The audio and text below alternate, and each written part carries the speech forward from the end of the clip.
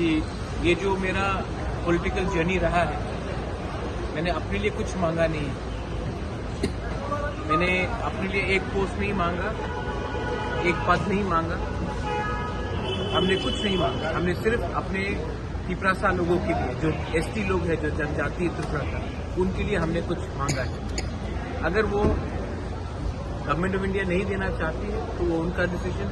अगर वो देंगे तो हम वेलकम करेंगे, अगर नहीं देंगे तो हम ऑपोजिशन में हैं और हम जानते हैं कि ऑपोजिशन क्या कर सकता है त्रिपुरा में, तो हम ऑपोजिशन का काम करेंगे।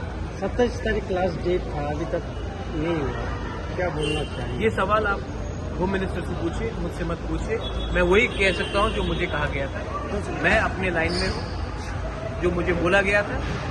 अब अगर उनको कुछ करना है तो हम वेट करेंगे, लेकिन अगर नहीं करेंगे तो हम भी अपने एमएलए एमडीसी से बात करके आने वाले दिन में हमको क्या करना है उसके बारे में विचारेंगे। आपने 24 घंटा का अल्टीमेट दिया था और आप स्ट्राइक पे जाने वाले थे।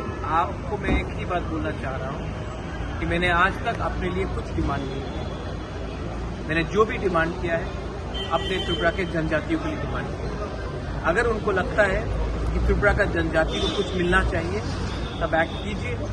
अगर उनको लगता है कि त्रिपुरा का जनजाति खुशी है तब हम अपना जो अलग है, हम अपना जो हमें जो करना है वो हम करेंगे। तो बात क्लियर है। आपने जो आप एक ही ये सवाल नहीं, आप देश के होम मिनिस्टर से पूछ लीजिए।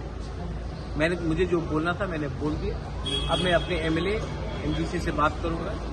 दिल्ली से मुझे बहुत फोन कॉल आया है अभी तक, लेकिन जब तक मैं अपने एमएलए एमडीसी और अपने सपोर्टर्स के साथ बात नहीं करूंगा, अभी मैं मीडिया को कुछ नहीं बोलना चाहता। तो आपका जो हंगर स्ट्राइक का जो स्टैंड था उसमें रहेंगे क्या?